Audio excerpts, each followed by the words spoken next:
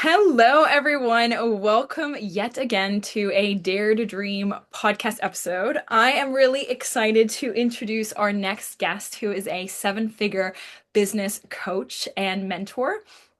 And I'm really excited because I have followed Chiara. I was telling her right before we press record for about like over a year now. And there are certain people in like my world where I like follow them and I'm like, I feel like they do things so authentically and intuitively. And at the same time, they're creating like real results in their business. Obviously, in this case, seven figures and consistent paying clients and all the rest of it. But I'm more interested in um, just the authenticity of like life and living by your soul rather than, a cookie cutter life. And so that's what always drew me towards Kiara. And then I was like, oh, you know what? She obviously needs to be on the podcast. So I'm really excited to have her on board. So first, thanks for being here, Kiara. I really appreciate it. I'm so excited. I feel like this is going to be such a good conversation. Yes, I are. Yes. So tell me, I mean, I had like a million questions in my head before we jumped on specifically for you, but this is what I'm really curious about for you. What would you say is the thing that directs you? Like, what is your North Star? Because it doesn't feel like for you, it's like, okay, to hit a certain revenue goal. Like, of course, maybe that is a thing that you have in the back of your mind, but what would you say is your North Star when it comes to like living your life? Hmm. So if you asked me this question pre my sabbatical, so I just kind of came back to work after almost 2.5 year sabbatical.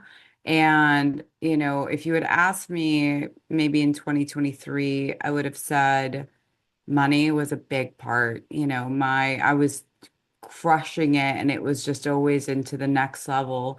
Um, and I've always had a really deep mission for my work, but I found myself trying to, I think, like keep up with the momentum of the success that I had created.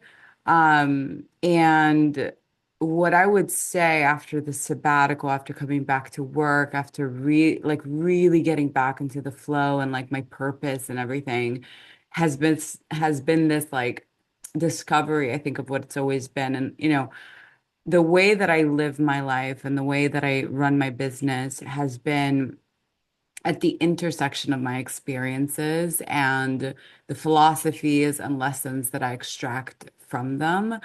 I realized this very early on. I think even, I went through this abuse when I was younger, and that was really the big driving force for me to help women come back to their power after like toxicity and all of the things. And every experience that I've had since then has been just this light bulb of just, yeah, this is the tunnel that I am supposed to help others through because I just led myself through it. So my North Star is my life, is the experiences that I live that I then get to turn around and share the mess and the wisdom and what's possible, the possibility, the magic, all of it on the other side of it, just to, walk this path alongside other incredible women.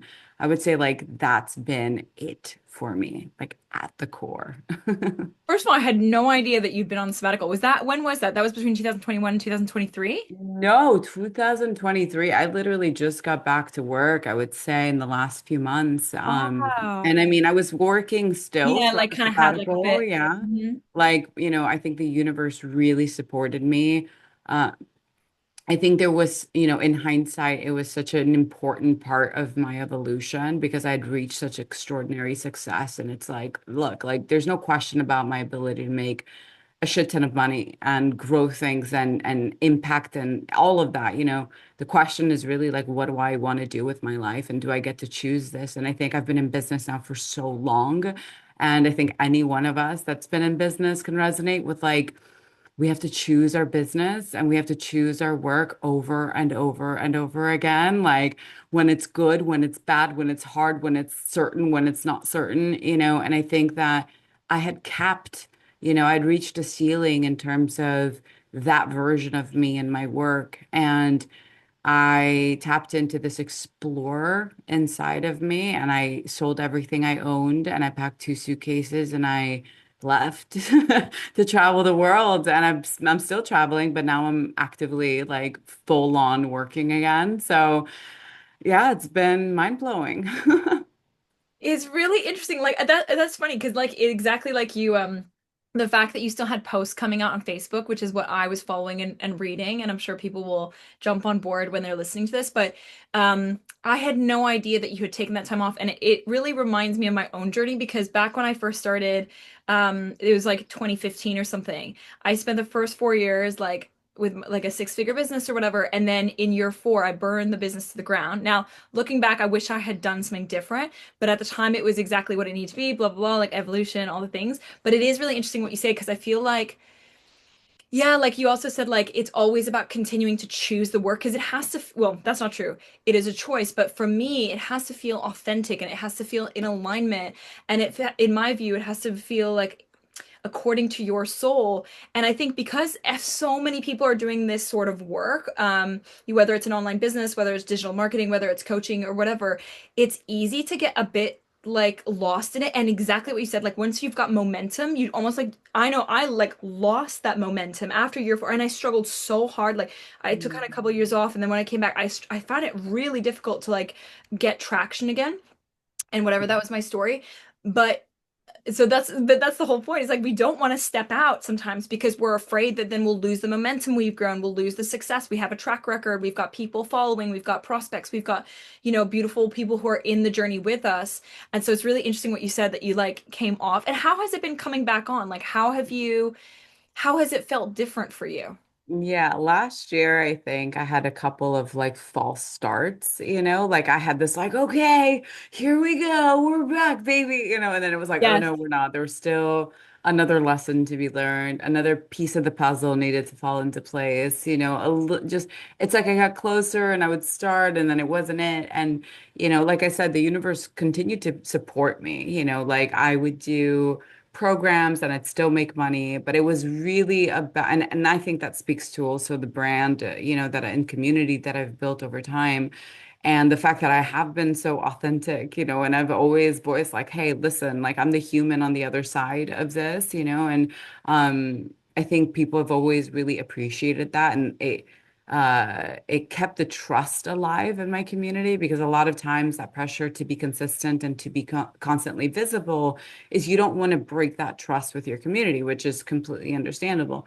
I have built my community by being like, this is part of my art. Part of my art is the human experience. I'm a line two in human design. I have to turn inward. I have to go like live shit, like I have to do it. And then I come back and it's like, okay, it's clear.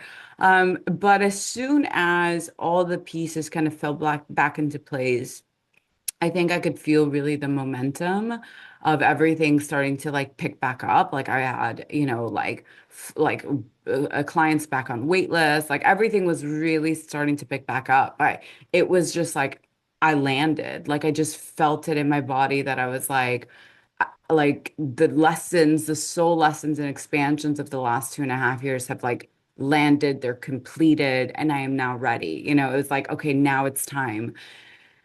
And there was those false starts were really discouraging at times because, on one side they were real and I felt it, but on the other side, I just wanted to get back to work. And like my life, my work is everything. Like it's such a deep part of my soul mission. I intertwine it with my lifestyle, with my life. Like I'm nomadic and I host retreats and VIP days everywhere I go. Like it's such a big part of like who I am. So when that was brought to question, it really triggered like all of this identity crisis. If I'm not that, then what am I now? And yet at the same time, feeling this strong conviction of like, but I've got big shit to do in the world. So eventually it did land. And I think that's for anyone that's like in the void, in the uncertain, in that moment of like maybe transition, maybe like burnout and pivoting and burning down. It's all fucking perfect. It's all perfect. It really is all perfect, and you will come to the other side, you will reach that other side. And man, that self-trust in the process, I think, is how we earn. emerging on the other side and it being better than you could have ever imagined because my life right now is a dream come true. And it's really, truly like I pat myself on the back for the nights of rocking back and forth and not knowing the fuck was gonna happen in my life, you know? It's all perfect. It's all perfect. I love that, and I mean, there's so many questions that came up to me when you were describing that. I think it's really cool that we're having this conversation, and it's not necessarily where I initially was going to go, but I think it is really important because I think a lot of times it does feel I've been so in the industry, and all my mentors who run like multi eight-figure businesses, it does feel like it's very like fluid. Obviously, that's kind of like the look or whatever. It might not necessarily be the case, but it's like it feels like this like kind of fluid motion that's just like very linear. Now, obviously, that's not quite true, but I think it's really powerful to hear different stories because yeah, like it's necessary not to get tied up with that because that in itself is so restrictive and so constrictive. And then you're like, oh my God, I have to stay on this one path and this one journey. But that doesn't give much flexibility for innovation and insight and like newness and novelty and creativity because you're like, I have to go, I'm doing this, I'm doing these programs, this is my avatar. Like if you think about your business client. And so it's like you're going, but then it's like doesn't leave room for what you were describing, which is like natural seasons and growth and like change. And you were describing like you live your life and then you teach about your life or you take the wisdom and the lessons. But how can you do that if it's like it's so manufactured and it's just like the same old, same old? So I have a question for you with regards to this. So I'm thinking about my the people who are listening to me, and I'm thinking about the ones who are going to listen to this podcast. And I think they're probably thinking, wow, like it feels like there's an ease for her with regards to like success specifically in business, like that it's just this kind of very effortless feeling. And I know for me, that journey in business has not felt effortless. The first time around, it felt hard for the first 10 months, and then it was such an easy ride for 3 years, and it was just so effortless. But the second time around, so hard, so confronting, so, whatever, difficult.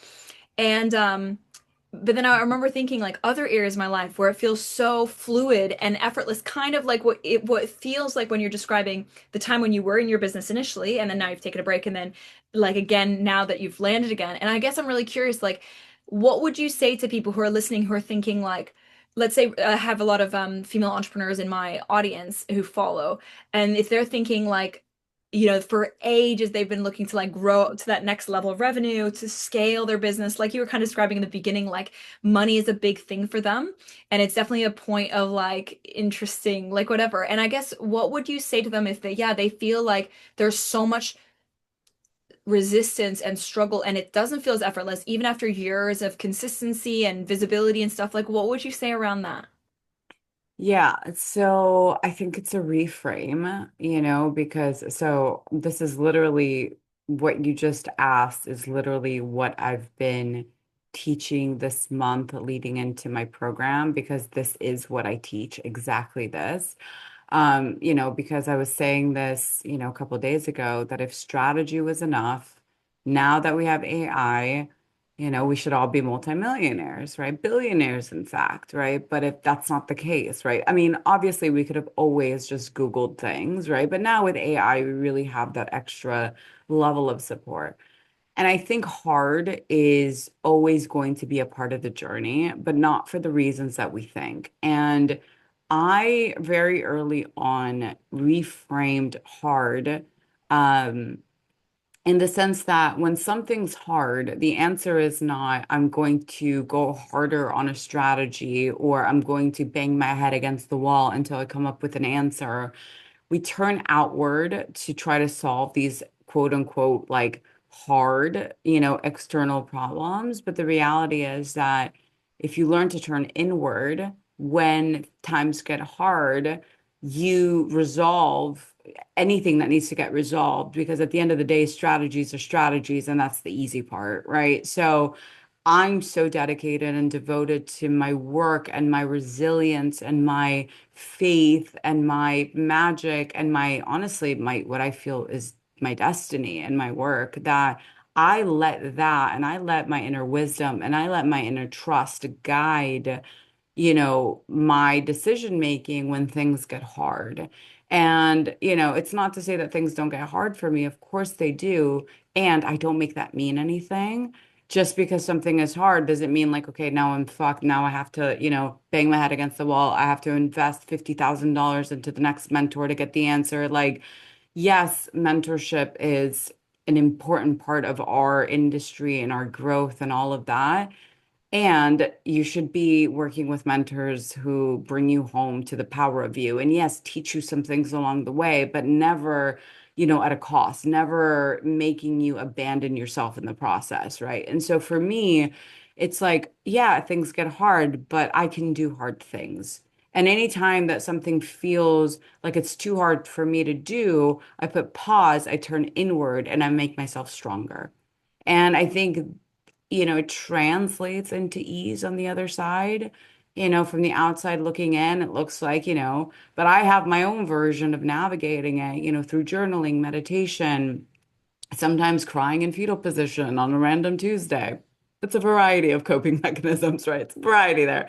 Talking to my mentors, talking to my peers, talking to my friends, and allowing myself, I think self-leadership is, um, a wealth activator. It's something that allows us to go first so that others may follow.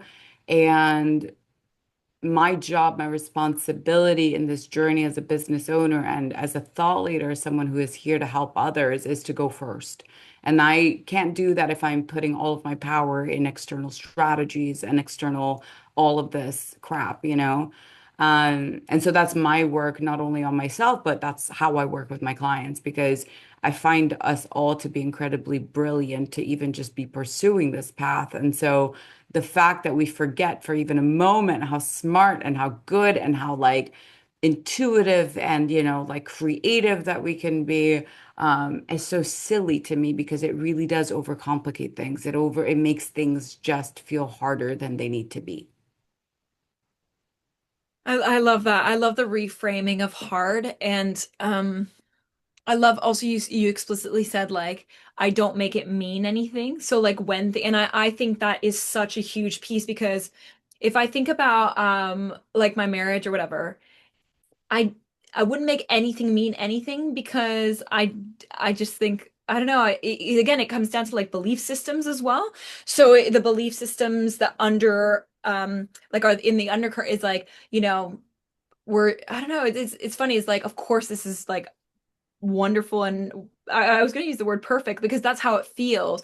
And so anything, I don't make anything mean anything because that's how it feels, right? And I was thinking about how like the I feel like when you think about different areas of life bring in like a different context to you and like a different self-image. So in one area, like let's say it could be fitness body, it could be like, oh, are you, I don't, I'm thinking about certain of my clients, like they're not even thinking about that. Like, oh, I've been strong and fit and like toned for like my whole life. Like, what do you mean? And they don't mean to make anything mean. If they're bloated one day, they're like, oh, I'm just bloated. Or and they don't even go on the scale, but if they go on the scale, it's like, oh, well, that's just like whatever, that'll come right back. And like, it's that kind of complete like trust in like, that's just, I've just got this and it's just who I am and it's done. And then it's so funny how then in this, like a very, same person, but in a different context, it's like, oh my gosh, like you said, like, a launch flops or this doesn't happen or a client leaves or there's a refund request or something that was like, oh, it was going to be such a huge month and it's like a terrible month. And then that means X, Y, and Z. Like you said, is so much because that's then like this self-fulfilling prophecy. And then it brings on the similar actions and it's like spinning like your wheels in the same sort of level. And I found that to be true. So I guess I'm curious, when you've got, I have two questions. I'm curious about for yourself around identity. Like, do you use a method around identity where you're like, okay, this is the next sort of level I want to like reach. This is the level I want to, hit. And then you tell yourself, okay, what's the identity that I want to embody to receive that? Or is that not your kind of part of your game? Tell me a little bit about that. I mean, it's so part of my game that it's how my story started. And I actually had a coaching certification with these principles that I called identity-based transformation. So I actually taught coaches how to use this process in their own coaching and mentorship programs. It's identity is everything, right? And I spoke about it on the other side of it, right? Like, meaning I couldn't unravel from an old identity because it was, if I am not that, then who am I? So, if that can be true, then the same can be true on the opposite end, meaning what do I want to do? Who do I want to be? And allowing that identity to build, and bring me to that result. So, I think that the process is a little bit.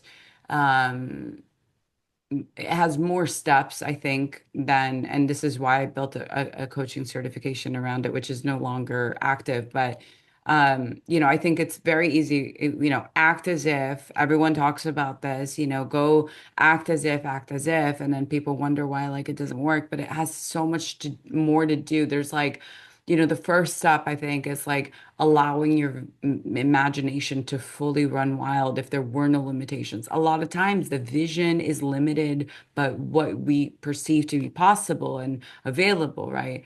Then we have to work through the actual limitations. Why would this not happen for me? What is the belief system? What are the limiting beliefs? What do I believe to currently be true about whatever, whether it's making more money, making six figures in a month, whatever it is, right? Like, what do I believe that to be true, that it can't happen for me, that I can't do it? So you have to actually uncover the stuff that's there. Then I would say defining the new self and the new version and the new belief systems and the new behaviors and really getting specific, like really mapping out what that looks like, mapping out an actual roadmap of what it looks like day to day. And then there is the actual road mapping, which is putting things on paper and a schedule, right? So let's say you want to lose weight, but you want to lose weight through identity work. It's not like beating yourself up, but you're restricting doing this. It's actually becoming someone who values their health and their weight, in a different way, who approaches things in a different way, right? And so that person then might be a member of a certain gym, might have a personal instructor 3 times a week.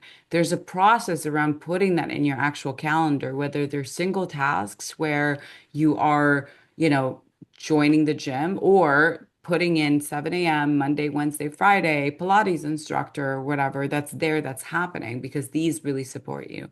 The last piece of this is what I called active shifting, which is taking the reality of circumstances that are now going to be coming up in your life, right? Let's say you want to be more confident in dating, and now you're in conversation with someone that you're romantically interested in. The old you wants to show up, be closed off, be shy, whatever. But there's a moment where you have the opportunity to become the new self. And it's what I call active shifting. And active shifting is the process of extending the time between the trigger, like the moment that it's happening and the response, and breaking it down into micro awareness and micro decision, right? So, micro awareness being like, I am in this situation and I have the opportunity to react differently. So, it becomes a choice. And then the micro decision of choosing to act as the new self in that moment. Now, the more you do this, the more you shrink that space in between,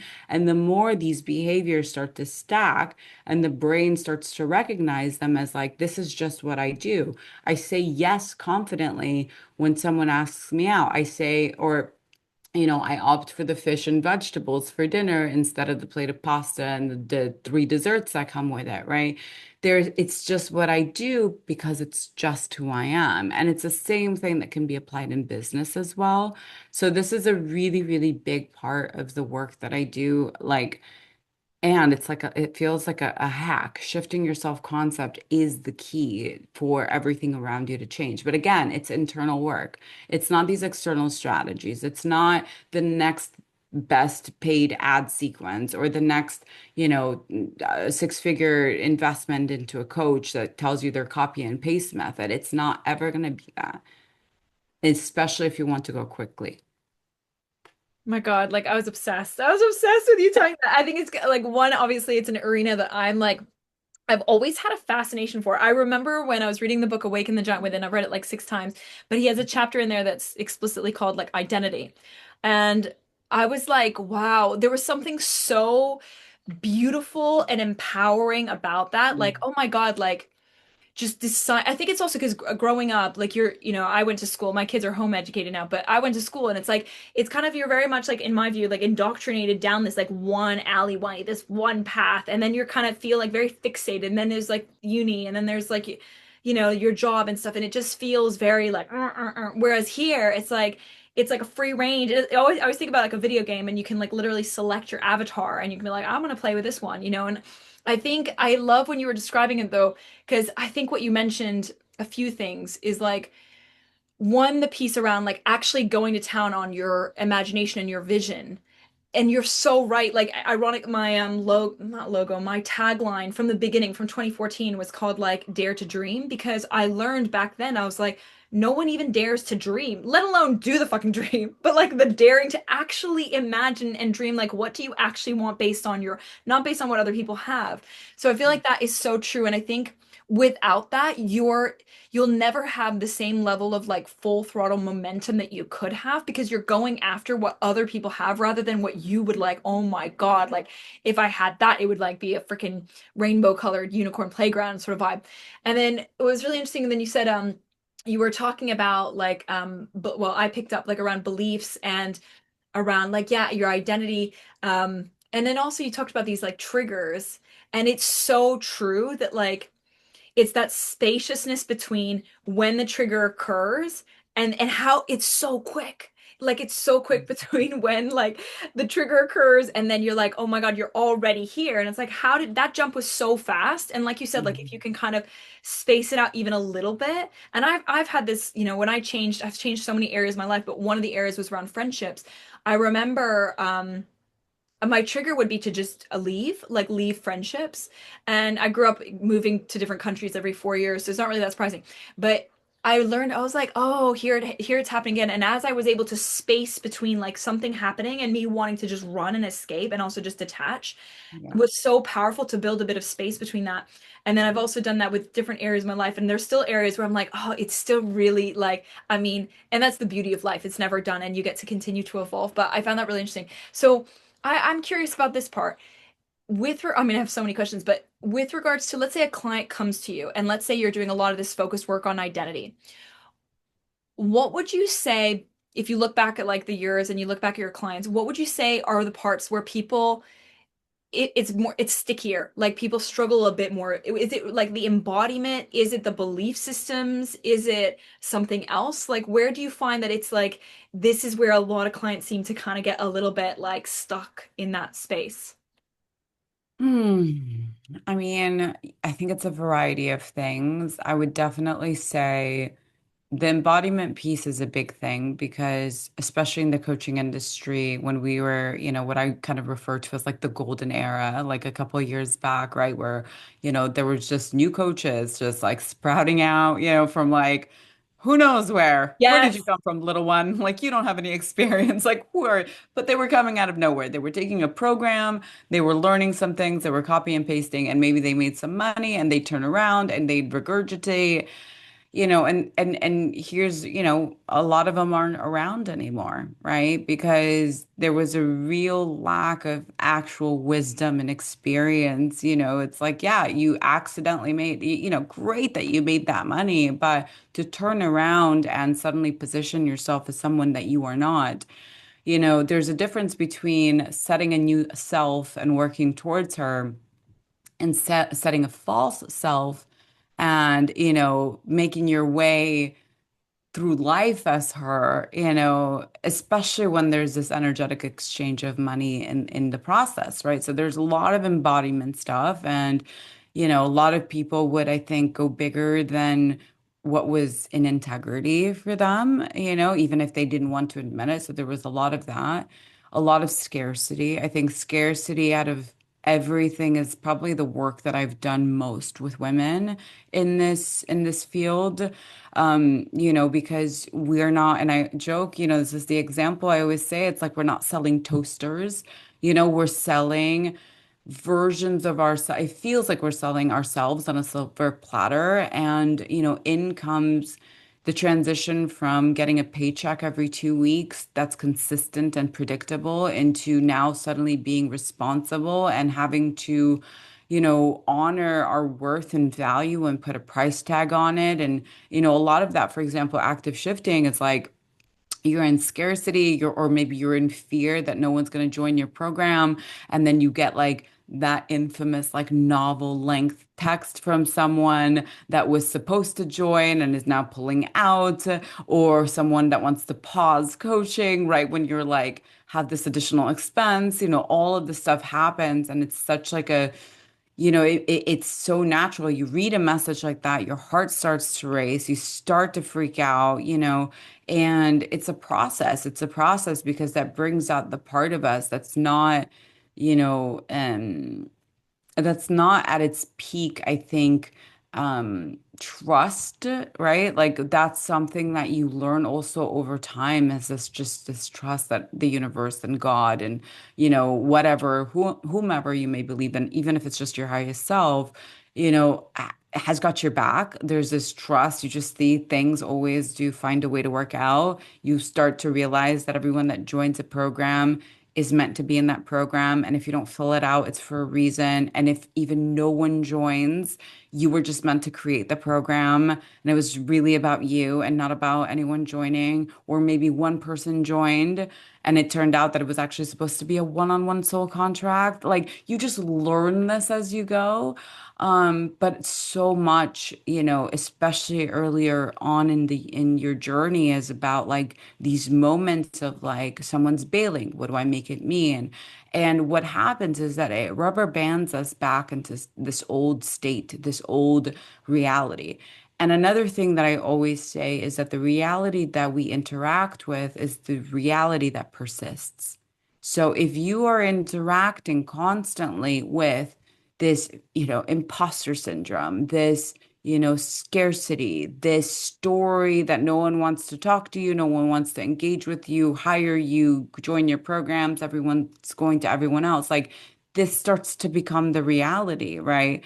And the more we do that, the more it affirms the identity that is attached to it. Well, I'm a piece of shit. No one wants to work with me. I'm not good at this, right? And so it's just this loop that we get ourselves into. And I think that's why identity work is such a big piece of it.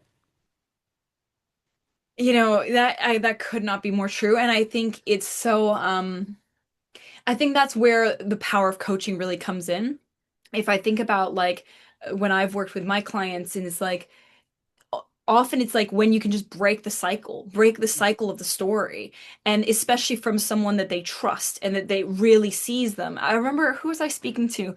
Maybe it was on a different podcast, but they were saying that, yeah, like she was talking, it was a multi seven figure business owner. She was talking about two different like, I was like, out of all the coaches you've had, what were the two that were like most, I don't know, resonate with you or most spoke to you, and why? And she said, well, it was actually one of the first few, and it's because she really saw me. And she's like, Mm. by her really seeing me, and like I felt seen, that allowed such a huge transformation and like a big shift and stuff like that. And I see it in my husband now. Like, he's been working with this guy who's in his 60s.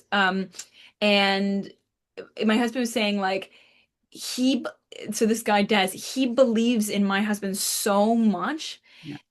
like my husband, like, he's never really talked about this, but and it's something that I've always felt like, if I look at the last 10 years of like business back in like whatever, I think about the fact that, yeah, like someone believing in you is huge. And like, of course there's self-trust, and that's a whole journey, and like what you were describing as well.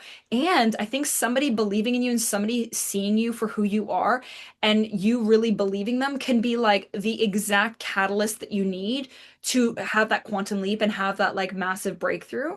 Yeah. um I'm curious for you, like, if actually, and I'm curious for you, like, when you look back at the years of like having different coaches and mentors, like, what which one had the most impact on you? And you can say the name or not, that's not the point, but like, which one had the most impact on you, and why?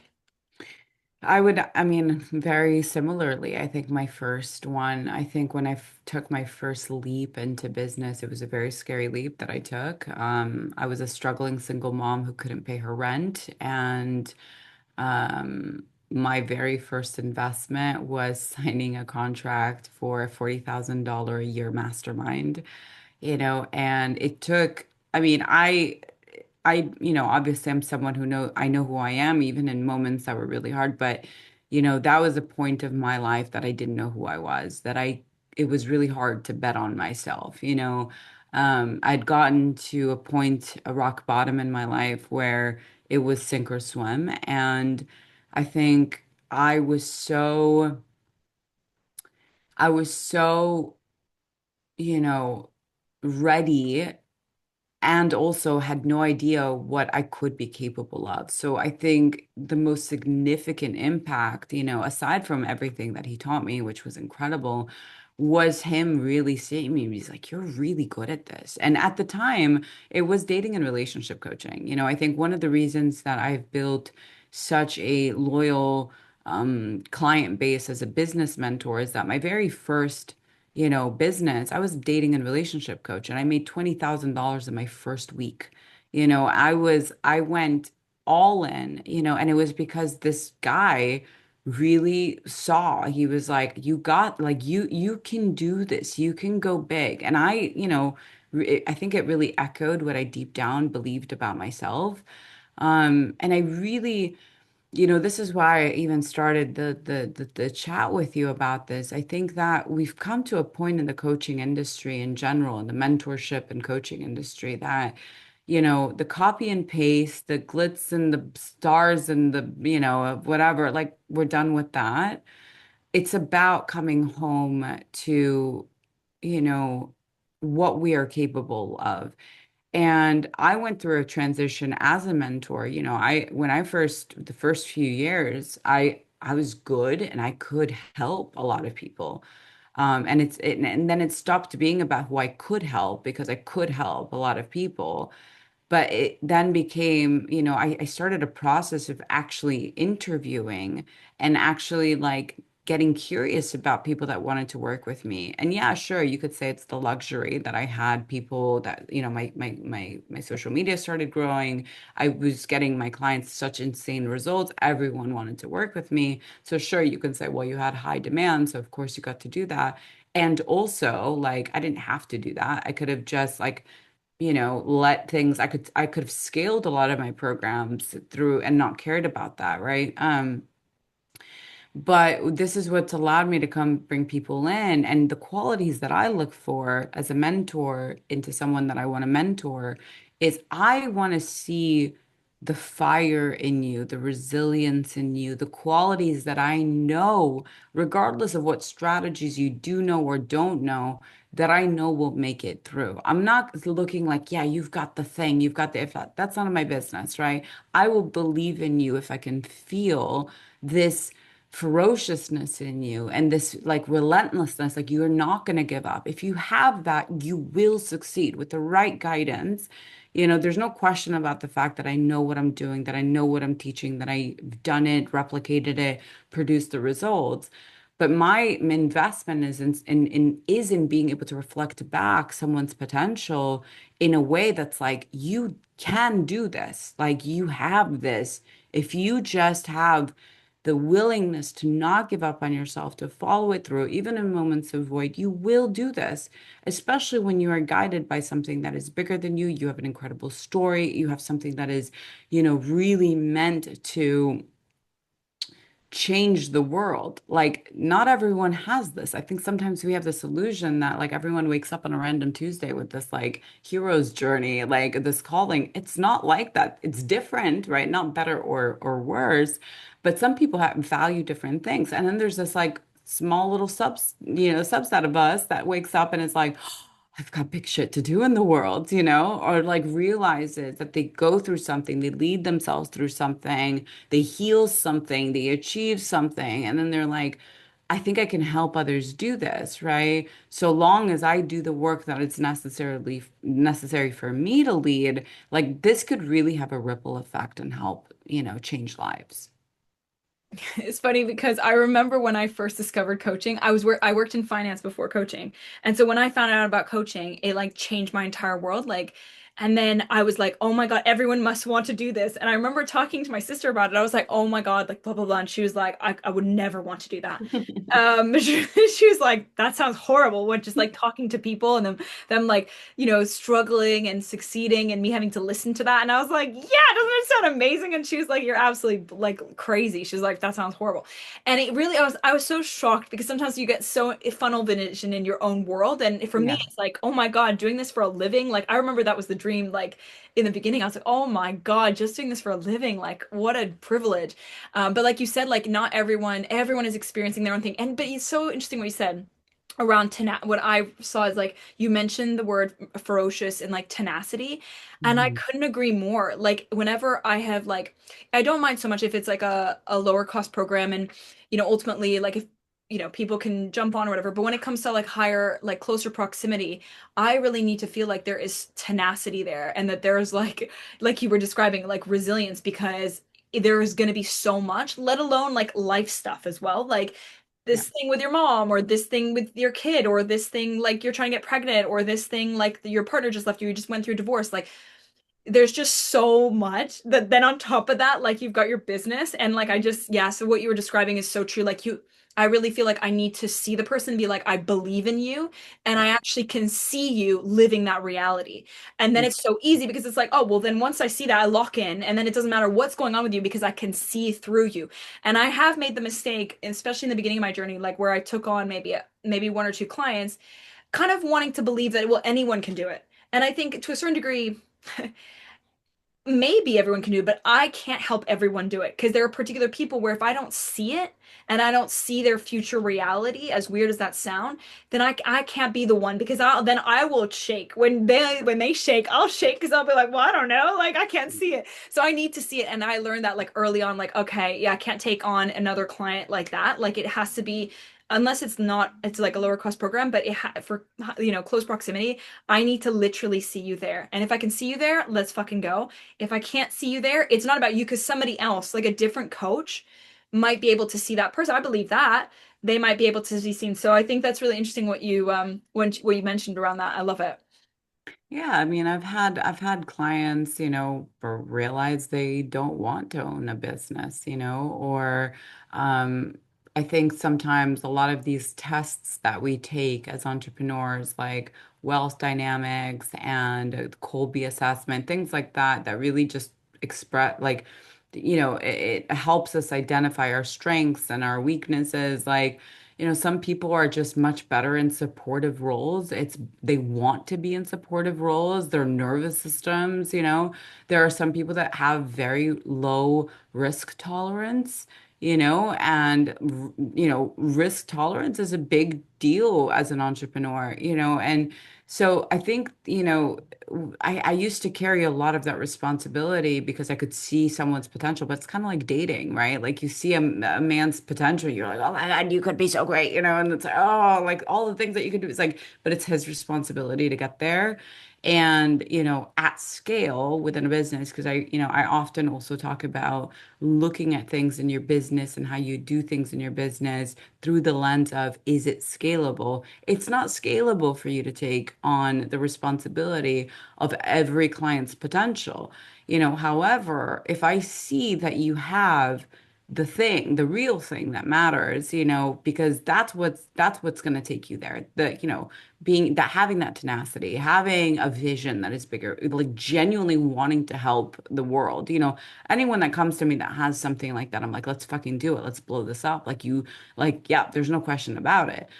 Somebody that comes like, yeah, this sounds easy, oh, I want to make a lot of money. It's like, you have no idea what you're signing up for, man. Like, this is the most confronting journey that any human being, because we have to face our shit every single day because we do not grow unless we do. We will not grow. Our bank accounts will not grow. Our reach will not grow, no matter how much money you put behind those paid ads. It will not grow if you are not growing. And you only grow by facing the hard shit and like being with it and stretching and bringing yourself to the edge. That's why my private one-on-one is literally called The Edge. Like you have to bring yourself to the edge of who you've been and the edge of who you want to become. And it's going to be uncomfortable. So it's not just about copy and paste. And we saw that happen. And that's why so many entrepreneurs, so many coaches are not in the field anymore. I think it's yeah, I mean I love the edge. Like that is just like a fascination for me. And also how much discomfort comes with it. And it's everything you're describing is just so spot on. Like I feel like there is a little bit of that with social media that they make it all look like, oh, it's all like butterflies and rainbows. And it's like it can be absolutely insane. But at the same time, it also brings up all of your stuff here and then, like depending on what season you're in. So anyway, I love that. Okay, so tell people, because I'm sure a lot of people are curious as to like where they should go. If they want to kind of like learn more about you, find out more about your world, like, read your content. Like I personally obviously have you on Facebook, so I see your post, but there might be like a different place or a better place for them to begin. Where might that be? I love it because Facebook is the platform that I am least on. Really? That's so It's funny. I totally like in my head, it's like that's where Chiara is. She's on No, Facebook. it's where I started Right. and I come back to it and every now and then I'll share. But, in terms of social media, I'm on Instagram, Bold Self. And in terms of like my world, it's on Substack. So you can find that through my link in bio, boldmusings.substack.com. And that's where I share everything I write. I also have a paid community there where you can get guides on how to make money, and I share all the secrets of how everything that I've done. Like, it's super, like, it's just become my world. So, yeah, definitely not on Facebook. Although, like, absolutely, I'm just like probably there once a month, I and can I happen definitely to like be see you. incredibly. It obviously pops up in my world every time. I'm like, yeah, she's here. She's here consistently. But that's But just because we were destined to create this of course. conversation. So it was like, Olivia, Olivia, Yeah, Olivia. yeah. Here, this girl, this chick. Yeah, Okay, perfect. That's really good. I'll put those in the like down like both whether it's amazing. on YouTube or anywhere else. I'll make sure to put that down. But that's really interesting about the Substack because I'm not surprised because it feels like of Yeah. course you're writing and stuff. That makes perfect sense to me. That's really cool. Okay, I'll make sure to put that in there. And then is there any last sort of thought that you want to share with people? Like anything that comes to mind for you? Like if you know, maybe one last piece of wisdom or the best piece of advice you've ever received and that you've continued to use, anything like that? I mean, there's so much, but it's I would say two things. One is trust the unfolding of things, and the second is let life guide you. Mm. Because once we get out of our head and we get out of all the things we think life should be and look like, life has a beautiful path for you to follow, and it gets to be even better than you could have ever imagined. Oh, that's so good. That's so good for me too. And for other people. That's so good. I love that. We'll end it there. I'm so grateful that you jumped on. I'm so grateful that people are gonna get the chance to like explore and experience you, especially because I mean, I still maintain that from the very beginning with that authenticity that you have, and I think it's so needed in like the industry, just like raw and like just down to earth and just very real. Definitely my kind of thing. So I know other people are gonna really enjoy it. So we'll leave it there. Okay, so for those of you guys who are watching, make sure to catch the next episode. And if you're listening, I can't wait to see you again and make sure to join both the YouTube community and over on Facebook. And I will see you guys all very soon. Bye. Thanks, Kiara.